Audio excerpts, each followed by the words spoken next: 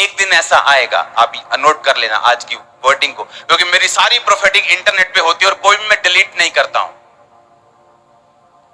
कोई गेम्स नहीं, सारे एक एक वर्ड मेरे इंटरनेट पे होंगे। अगर 2016-15 के खोज लोगे तो खोज लोगे, वो अभी भी इंटरनेट पे होंगे।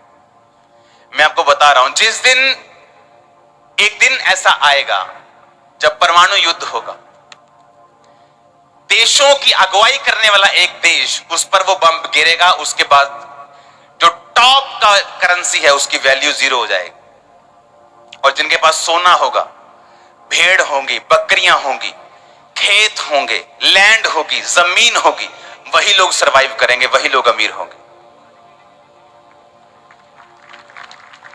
मैं आपकी बात नहीं कर रहा हूं, ये 20 साल बाद भी हो सकता है, क्योंकि ऐसी प्रोफेटिक होती बाइबल में जो 500 साल की प्रोफेसी है। कुछ प्रोफेसी मैं आपको देता हूं, कुछ मीटिंग टाइम देता हूं कि अभी हो रहा है, कुछ 10 साल बाद होगा, कुछ 20 साल बाद होगा।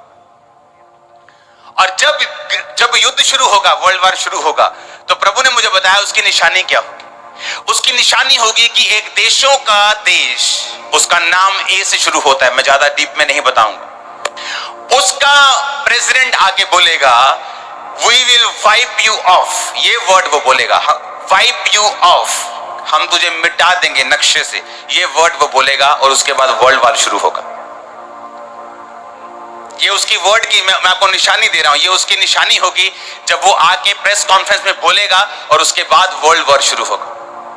और जब वर्ल्ड वॉर शुरू होगा, कोई प्रेस कॉन्फ्रेंसेस नहीं होगी इतनी, कोई इतनी बड़ी वो उधर कर रहा है, आज जैसे युद्ध हो रहा है रूस यूक्रेन में, वो हम क्या करेंगे, अमेरिका कहता है नहीं हम नहीं लड़ेंगे, हम वैसे प्रतिबंध लगा देंगे, कोई रिस्ट्रिक्शन लगा देंगे। नाटो अभी सोच रहा है, जब वर्ल्ड वॉर होगा तो ऐसा नहीं होगा, हर बंदा, हर देश एक दूसरे के बिल्कुल ऑपोजिट होगा, लड़ाई करने। भाइयों, प्रभु यीशु मसीह के मधुर मीठा नाम में आप सबको जय मसीह की।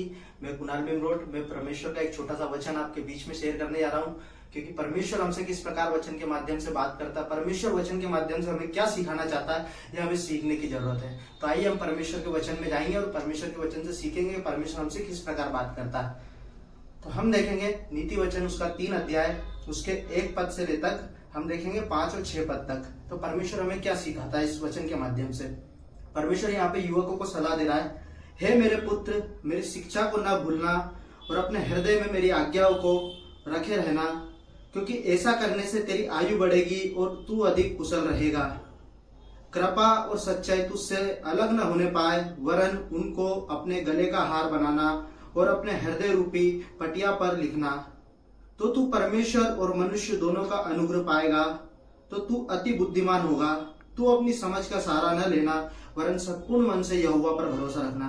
प्रिय भाइयों, यहाँ पर परमेश्वर हमसे कितनी अच्छी बात बोल रहा है कि जब भी हम कोई ऐसा कार्य करते हैं, हम संसार की बातों में आकर नहीं जिए, क्योंकि हमारा जो कार्य अगर हम परमेश्वर के ऊपर अगर पूर्णतः विश्वास रखेंगे तो हमारा हर एक कार्य सफल होगा। इस वचन से परमेश्वर हमें सिखाने जा रहा है कि हमको संसार की बातों में ना पढ़कर परमेश्वर के वचन के माध्यम से परमेश्वर के ऊपर विश्वास रखकर उस परमेश्वर का धन्यवाद कर जब हम हमारे कार्य को करेंगे, आगे बढ़ेंगे, तो हम हमेशा हम सफलता को प्राप्त करेंगे। हमें वचन के माध्यम से जब हम देखते हैं कि परमेश्वर हमें बता रहा है कि हमें मनुष्यों की बातों पर विश्वास भी नहीं करना है, हमें हमेशा परमेश्वर की हर एक बातों को लेकर चलना हमारे जीवन में।